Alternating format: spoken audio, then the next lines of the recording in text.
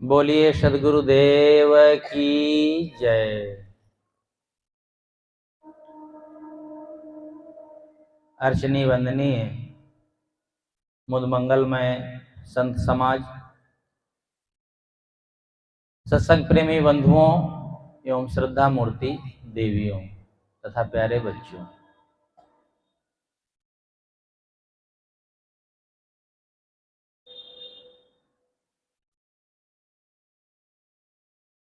दुनिया का हर मनुष्य कोई भी जब काम करता है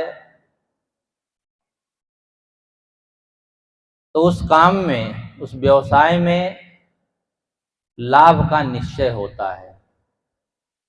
यदि लाभ ना हो, मुनाफा ना हो तो वह व्यवसाय नहीं करता है या व्यवसाय बदल देता है।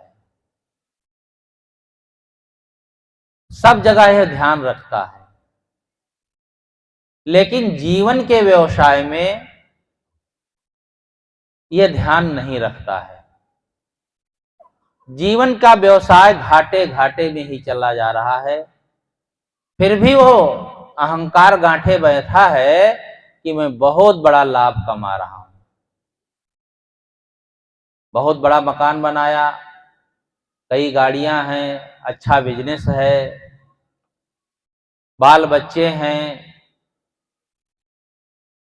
हमारे जीवन में क्या कमी है, कितनी उन्नत किया? इन भौतिक पदार्थों के संग्रह का और प्राणियों के मिलन का जो आनंद है, बस उसी में पढ़ करके वह जीवन का लाभ समझ लेता है। ये जीवन का लाभ नहीं है, ये जीवन की उन्नति नहीं है। जब किसी की पद की उन्नति होती है तो उसे कहते हैं पदोन्नति। धन की उन्नति हो तो धन की उन्नति कहते हैं, लेकिन जीवन की उन्नति आत्म कल्याण में, आत्म शांति में है। अभी राम साहब बता रहे थे, आपके पड़ोस में बाराबंकी के महान वैराग्यवान संत सदगुरु विशाल देव, जब उनसे किसी ने प्रश्न किया या अपना अहंकार दिखाया कि यह उन्नत किया, यह बनाया साहब, ऐसा किया वैसा किया, तो साहब ने मानो कहा हो कि जीवन की उन्नति क्या है। उन्होंने कहा, लाभ महान मनुष्य को संत संग गहि ज्ञान, होय स्वबस मन आपना, भक्ति धर्म पहचान। गुरुदेव कहते हैं मनुष्य को सबसे बड़ा लाभ है संतों का संग, संत संग। अब संतों के संग से क्या होगा? ज्ञान प्राप्त होता है। फिर प्रश्न होता है, ज्ञान हमें हो गया, तब एक सही ज्ञान हो गया, सही विवेक हो गया, बोध हो गया, तो संत संग गह ज्ञान, होय स्वबस मन अपना। फिर उस व्यक्ति का मन स्वबस होता है, भटकता नहीं है, चंचल नहीं होता है, दुखी नहीं होता है, और वह व्यक्ति सच्ची भक्ति और सच्चे धर्म की पहचान कर लेता है। भक्ति और धर्म तो इतने में ही काफी है, लेकिन आज भक्ति और धर्म के नाम पर जो आडंबर है, ये देख करके इसमें सच्ची या सच्चा विशेषण लगाना पड़ता है। सदगुरु ही अपने आप में काफी होते हैं, लेकिन कहना पड़ता है सच्चे सदगुरु, क्योंकि सदगुरु या गुरु के नाम पर लोग क्या क्या करते हैं ये सब बताने की जरूरत हम लोगों को नहीं है, सब लोग जानते हैं। साहेब यहां कहते हैं जीवन का असली जो लाभ है वह बाहर का ऐश्वर्य नहीं है। जीवन का असली लाभ है हमारा मन ठीक हो, मन में शांति हो। बाहर का जो लाभ होता है ना, इससे कुछ थोड़ा आनंद आ जाता है, शांति जीवन में नहीं होती है। सुख और शांति दो युग्म शब्द हैं। कहे भी जाते हैं हमारे जीवन में सुख शांति नहीं है, लेकिन थोड़ा सा अंतर भी है। सुख शब्द भौतिक चीजों को लेकर के प्रयोग किया जाता है और शांति शब्द आध्यात्मिक दृष्टि से आत्मा संबंधी विशेषण के लिए प्रयोग किया जाता है। इसीलिए जब किसी की श्रद्धांजलि देने जाते हैं तो वहां लोग कहते हैं मैं भगवान से प्रार्थना करता हूं कि इनकी आत्मा को शांति प्रदान करें। ये नहीं कोई कहता है मैं भगवान से प्रार्थना करता हूं कि इनकी आत्मा को अंबानी के घर में पैदा कर दें, क्योंकि धन तो सबको चाहिए।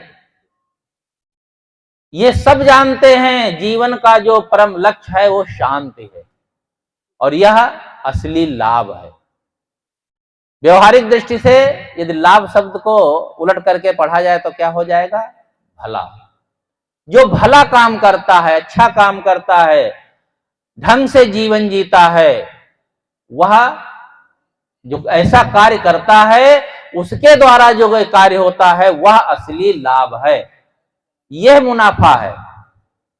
इसको हम भूल जाते हैं। व्यापार करते हैं, यदि उसमें घाटा हो तो तुरंत व्यापार बदल देते हैं। नौकरी करते हैं, एक डॉक्टर साहब सीतापुर जिले में थे, वो सरकारी डॉक्टर थे, उन्होंने रिजाइन दे दिया और प्राइवेट खोल लिया। तो मैंने कहा सरकारी तो सर्विस नहीं मिलती डॉक्टर साहब। अरे कहा उसमें क्या है, ये तो 50-60 हजार बंधे मिलते हैं, इसमें बता नहीं सकता हूं साहब कितना हमें मिलता है। पता लगा क्या फायदा है। आदमी हर जगह जो है सावधानी रखता है, लेकिन जीवन प्रबंधन में, जीवन को जीने में सावधानी नहीं रखता है। तो असली लाभ है सत्संग प्राप्त होना, संतों का संग करना। जो संग करते हैं वही इस बात को समझ सकते हैं। हर एक के लिए अपने अपनी जगहें होती हैं। चोरी सीखना है तो चोर का संग करना पड़ेगा, तभी तो चोरी करना सीख पाएंगे। कोई भी काम करना, इंजीनियर बनना इंजीनियर का संग करो, डॉक्टर बनना डॉक्टर का संग करो, तभी तो सीख सकते हैं, उसका ज्ञान होगा। लेकिन आत्मज्ञान प्राप्त करना है, साधना करना है, भक्ति करना है, जीवन को निर्मल और उज्जवल बनाने का तरीका सीखना है, तो कहाँ जाएंगे? कर्नलगंज में कोई है इंस्टीट्यूट खुला है कोई जहां पर ये सब सिखाया जाता हो? बस यही 5-7 दिनों से इंस्टीट्यूट एक खुला है आप लोगों के बीच में, जिसमें पूज्य साहेब जी और संतों के द्वारा ये सब सिखाया जा रहा है। तो संत संग गह ज्ञान, संतों का संग करना। किसी ने कहा है कि प्रिय बुद्धिमान हित चाहो तो सत्संग में आना अच्छा है। प्रिय बुद्धिमान हित चाहो तो सत्संग में आना अच्छा है। यदि स्वास्थ्य गिरे हो यंत्र फेल तो मिस्त्री और वैद्य सुधारेंगे। यदि बिगड़ी बुद्धि तुम्हारी है तो गुरुदेव चिकित्सक अच्छा है। स्वास्थ्य खराब हो जाए तो डॉक्टर के पास जाएं, संयम करें, ठीक हो सकता है। कोई यंत्र खराब हो जाए तो मिस्त्री या इंजीनियर ठीक कर देगा। लेकिन हमारी बुद्धि काम नहीं देती है, सही हम निर्णय नहीं ले पा रहे हैं, सही दिशा में चल नहीं पा रहे हैं, तो इसके चिकित्सक, इसके वैज्ञानिक संत गुरुजन ही हैं। जो इस मार्ग पर चल रहे हैं वह उसी मार्ग का, उसी रास्ते को दिखाते हैं। इसलिए यह सत्संग के द्वारा ही हमें मिलेगा और यही जीवन का असली लाभ है। संत संग गह ज्ञान, वहीं से ज्ञान मिलता है। एक होता है भौतिक ज्ञान, एक आध्यात्मिक। आध्यात्मिक का मतलब ही होता है आत्मा संबंधी। हर व्यक्ति को शारीरिक जो पीड़ा होती है वह भी आत्मिक पीड़ा से अधिक नहीं है। जिसके मन में शांति नहीं है, उद्वेग है, अशांति है, शरीर में कभी कोई रोग आ गया तो पीड़ा होती है, दवाई से ठीक हो जाता है, सह भी लेते हैं लोग। लेकिन जो आत्मिक पीड़ा होती है, आत्मिक अशांति होती है, मन में दुख होता है, वह बहुत जीवन के लिए हानिकारक है। मन हमारा अच्छा हो, बाहर के जो व्यवहार है उसमें कभी ऊंच नीच हो सकता है। इसलिए इस बात को हमें समझना होगा। और जो इसका ज्ञान जिसे हो गया, ये समझ लिया, तो निश्चित है उसका मन ठीक होगा होय स्वबस मन अपना, अपना मन स्वबस, स्वबस शक्ति अपने बने। जो स्वबस्ता होती है अपने मन पर ही हो सकती है। हम दूसरे पर कोई स्वबस्ता नहीं कर सकते हैं, ना पत्नी पर, ना बच्चे पर, ना पिता पर, ना पुत्र पर, किसी पर नहीं। सबसे कठिन काम भी यही है कि मन को ठीक करना, और सबसे सरल काम भी यही है। दूसरा कोई इससे सरल काम है भी नहीं। हम दूसरे को ठीक कर दें, कोई जरूरी नहीं ठीक हो जाए। घर बनवाते हैं, तैयार नहीं होता है, टूटना फूटना शुरू हो जाता है। ये नहीं है, कोई भी किसी भी काम में हमारी व्यवस्था नहीं है। जैसा हम चाहते हैं वैसा ही बना रहे, वैसा ही व्यवस्थित रहे। लेकिन अपने मन पर पूर्ण व्यवस्था है कि जैसा हम चाहते हैं वैसा हम बना सकते हैं, वैसा अपने मन को रख सकते हैं। इसमें कोई किसी का ना तो दोष है और न तो किसी के ज्ञान की जरूरत है। केवल अपना मन हम अब स्वयं ठीक कर सकते हैं। और ये मन भी तो दुख देता है। कौन दुख देता है? पत्नी दुख देती है, पिता, पुत्र। हम दूसरों को दोष तो दे देते हैं, उसके कारण, उसके कारण। ये सब कारण जो है, जो हम बताते हैं, ये सब निराधार है। असली कारण जो है वो हमारा अपना मन है। तो अपना मन स्वबस होता है और सच्ची भक्ति सच्चे धर्म की पहचान होती है। अभी भक्ति पर हम सुन रहे थे कि भक्ति कितनी प्रिय होनी चाहिए, जैसे आग प्रिय होती है। भक्ति का मतलब होता है समर्पण भाव, कोमलता। हृदय में जिसके कोमलता है, समर्पण भाव है, लगाव है, प्रेम है, वह भक्ति कर रहा है। भक्ति का मतलब ही लगाव। कितने लोग हैं शराब से भक्ति कर लगाव कर लेते हैं, शराब की भक्ति करते हैं, बीड़ी सिगरेट की भक्ति करते हैं। जहां जिसका लगाव हो जाता है, आकर्षण हो जाता है, वह उसको छोड़ नहीं पाता है। एक सज्जन थे तो सत्संग में भी कभी कभी आ जाते थे, लेकिन लोग जानते थे कभी कभी शराब भी पी लेते हैं। तो अब सत्संग में आने वाले को थोड़ा सत्संगी भी समझाएं, कहा भैया तुम शराब छोड़ दो, क्या सत्संग में आते हो? तो कहे साहेब हम तो बिल्कुल पीने का मन ही नहीं होता है मेरा, लेकिन क्या करूं, जब उधर से निकलता हूं तो दुकान जो शराब की देख करके ये साइकिल का हैंडल मुड़ जाता है। साइकिल का हैंडल कैसे मुड़ जाएगा? पहले मन का हैंडल मुड़ता है, फिर तो मुड़ जाएगा ही, साइकिल हो चाहे मोटरसाइकिल हो। ये मन जिधर चाहे, तन राता मन जाता है, मन राता तन जाए। इसलिए मन को ठीक कर लेंगे तो शरीर स्वबस होगा।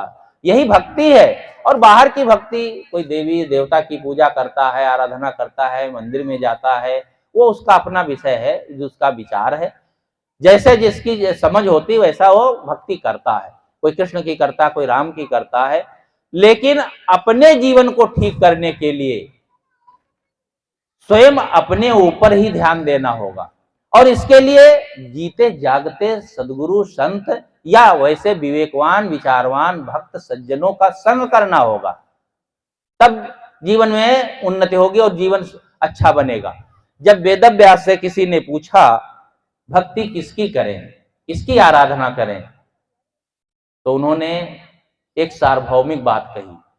उन्होंने ये नहीं कहा कि राम की भक्ति बहुत श्रेष्ठ है, बहुत पुराने हैं, कृष्ण की करना चाहिए या शिव की करना चाहिए। किसी भी देवी या देवता का नाम न लेकर के उन्होंने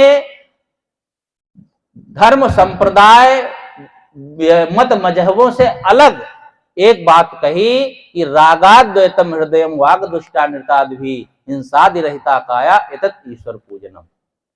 जिसके जीवन से राग द्वेष निकल गए हों, वैसे तो राग द्वेष कह दो और बाकी कहने की जरूरत नहीं है, बस दो ही काफी है। लेकिन कहते हैं तन मन वचन, इसके दोष होते हैं, 10 दोष बताए जाते हैं। तो जिसके जीवन से राग द्वेष निकल गए हों, वाणी से गाली निंदा झूठ निकल गए हों, और मन से छल कपट निकल गया हो, यानी तन मन वचन के सारे दोष दूर हो गए हों, एतत् ईश्वर पूजनम। यही ईश्वर की, यही भगवान की, यही देवी देवता की असली पूजा है। कहेंगे ये तो बहुत साधारण बात है। ये साधारण नहीं है, बहुत कठिन बात है। जिसके जीवन से दोष निकल गए हों तो उसके और भक्ति करने की क्या जरूरत है? और भक्ति करने की जरूरत है भी, तो इसी के अंदर ही होगा सब। दोष दुर्गुण नहीं है जीवन में, मन अच्छा हो गया है, यही तो भक्ति है और यही भजन है, यही साधना है। सदगुरु कबीर साहब ने कहा भजन के लिए कि मन की तरंग मार लो बस हो गया भजन, आदत गलत सुधार लो बस हो गया भजन। और क्या करना बाकी। 2 पंक्तियों में ही पूरे जीवन की व्यवस्था बता दिया है। बहुत छोटी बात लगती है, लेकिन ये 2 पंक्तियों का जो सूत्र है उनका सब कुछ इसके अंदर समाया। जिसका मन ठीक हो जाए और जीवन में गलत आदतें ना हो, फिर कोई भक्ति करना बाकी रहेगा क्या? कुछ साधना बाकी रह जाएगी? क्या करना बाकी रहेगा? यह जो हम बाहर का करते हैं वो ऊपर ऊपर का है। मन को ठीक करें। जीवन में आदतें, गंदी आदतें डाल लेते हैं, थोड़ी थोड़ी बातों के लिए लड़ना झगड़ना, छल कपट करना, चोरी करना, कहीं कुछ करना, ये सब कुछ जो है क्षण मात्र में विलीन हो जाता है। आदत पड़ जाती है, आदमी छोड़ नहीं पाता है। एक उदाहरण साहब जी कहा करते हैं, एक टेलर मास्टर थे, तो वो उनकी आदत थी कुछ कपड़ा चोरी करने की, तो कपड़ा वो चुरा लेते थे। उनके मन में ये संस्कार बन गया, जो सोए तो वो सोते समय उनको ये स्वप्न हुआ कि मैं चला गया हूँ स्वर्गलोक, वहां पर बहुत सी लाल पीली हरी झंडियां लगी है। तो झंडी देख करके पूछा वहां के लोगों से, कहा भाई ये मेरे स्वागत में? अरे स्वागत में नहीं, जो तुमने कपड़े चोरी किए हैं बस उन्हीं का नमूना है सब। अरे वो घबरा गया। गलत करने वाले का मन ऐसे ही रहता है, और फिर स्वप्न में भी जब कुछ भयानक चीज देखते हैं या सोचते हैं तो तुरंत नींद खुल जाती। नींद खुल गई, तब उसने संकल्प किया ये तो बड़ा गलत काम है, आज से नहीं करूंगा। दुकान पर गया, अपने साथियों को भी बता दिया। तो साथियों को बताया कि देखो और कुछ नहीं है, एक बात ध्यान रखना, जब मैं चोरी करूं तो बस एक शब्द कह देना, उस्ताद झंडी। इसका अर्थ और की जरूरत नहीं, मैं समझ जाऊंगा। महीना 2 महीना बीत गया, उस अपने मन को रोके रहा। एक दिन विदेशी कपड़ा देख करके मन ललचा गया, मन को नहीं रोक पाया। सोचा चलो रुमाल ही निकाल लेते हैं। जैसे ही निकालना शुरू किया, बस लोगों ने कहा, उसके साथियों ने उस्ताद झंडी, दूसरे ने भी कहा उस्ताद झंडी, अब सब चिल्ला रहे उस्ताद झंडी उस्ताद झंडी। तो उसने झल्ला के कहा, अरे इतनी झंडियां लगी थी तो एक झंडी और लग जाएगी क्या? उस्ताद झंडी उस्ताद झंडी। ये इसी पर है कि हम तो कहते हैं ये गलती हो गई तो हो गई, और से इतनी गलतियां होगी। एक गलती होती है तो दूसरी गलती उसके साथ चलती है। एक दोष आता है, दूसरा दोष उसके पीछे लगा रहता है, और एक सद्गुण होता है तो दूसरा सद्गुण पीछे लग जाता है। इसलिए जीवन में हम अपने दोषों को, जीवन दोषों से रहित बनाए। तो हो सबस मना अपना, भक्ति धर्म पहचान। अंतिम बात है धर्म की। धर्म की जो बातें हम करते हैं कोई बहुत कठिन चीज नहीं है, बहुत सरल है। धर्म के क्षेत्र में हम लोगों को बड़ा उलझा दिया गया है, ये करो वो करो, ये टंट घंट करो, सब सिखाते हैं। दुनिया भर को इतना सिखा देते हैं कि सारा समय उसी में बीत जाता है, कर्म कांड में। ये सब धर्म नहीं है, तो एक सात्विक कर्म ही समझ लीजिए। धर्म का मतलब है स्वभाव, अपने जीवन का स्वभाव बदल लेना, ये धर्म है। गुरुदेव जी के शब्दों में एक सूत्र में कहते थे, जो हमें पसंद नहीं है वह दूसरों के साथ व्यवहार न करें, यही धर्म है। यह काम बड़ा सरल है। 4 वेद 6 शास्त्र में बात मिली है, 2 सुख दीने सुखोत है, दुख दीने दुखोत। कितनी सरल बात है, लेकिन इस सरल बात भी हम समझ नहीं पाते। धार्मिक लोग स्वयं उलझे रहते हैं और दूसरे को उलझाते हैं। अमुक अंगूठी पहन लो तो ये लाभ हो जाएगा, अमुक ताबीज पहन लो तो ये लाभ हो जाएगा। पता नहीं कितने ताबीज अंगूठी सब वो नहीं पहन सकते। वे सड़क पर क्यों खाक छान रहे हैं? ये सब पहन लेना, सारा लाभ वो खुद ले ले, दूसरे को क्यों दे रहे हैं? लेकिन जानते हैं ये सब होता कुछ नहीं है। लोगों को वर्गलाते रहते हैं, फंसाते रहते हैं। जो अगुआ, जो किसी का पुरोहित वर्ग हो, चाहे घर का अगुआ हो, बालिक हो, यदि वह स्वयं सुधार नहीं करता है तो दूसरे का सुधार नहीं कर सकता है। और ऐसे लोग हैं जो स्वयं तो बिगड़ी घड़ी है और समाज को सुधारने के लिए ठेका लिए घूम रहे हैं, लोगों को बरगला रहे हैं। हम लोगों से अधिक देखते हैं आप लोग चैनलों में, कैसा कैसा बरगलाते रहते हैं लोगों को। वैसे भी बेचारे सब परेशान हैं गृह कार्य नाला जंजाला में, और दिमाग कैसे भी खराब कर देते हैं। धर्म का एक मोहर लगा लगा करके, ये किताबों में लिखा है, ये वहां लिखा है, उन्होंने कहा है, बस उसी में सब सिर झुकाए बांधते चले जा रहे हैं, भटकते चले जा रहे हैं। इसमें भी सावधान होने की जरूरत है। तो सच्ची भक्ति, सच्चे धर्म का विनाश करने वाले धार्मिक ही होते हैं। मैं एक उदाहरण कह के अपनी बात समाप्त करता हूं। एक वक्ता थे, तो वो कथा बहुत बढ़िया कहते। वक्ताओं के लिए कथा कहा जाता है। सत्संग का मतलब होता है जहां सत्य का ज्ञान, सही बोध दिया जाए। तो उनकी कथा होती थी, उसमें लोगों की खूब भीड़ होती थी। बढ़िया ढंग से कहते थे, लोगों को समझ में आता था और अच्छी बातें भी कहते थे। बड़ी भीड़ होती थी और उनका एक पेशा था कथा कहने का, सत्संग, भागवत की कथा, और उसमें बहुत सी चीजें जोड़ देते हैं। लेकिन उनकी एक आदत थी, वो आदत छूट नहीं पाती थी। तो वे तमाकू खाते थे। तमाकू खा लेते थे, अगर कथा कहते समय ना खाएं चल सकता, लेकिन उनकी आदत इतनी ज्यादा हो गई थी कि कथा कहते कहते भी 4, 6, 10 बार मुंह में डाल लेते थे।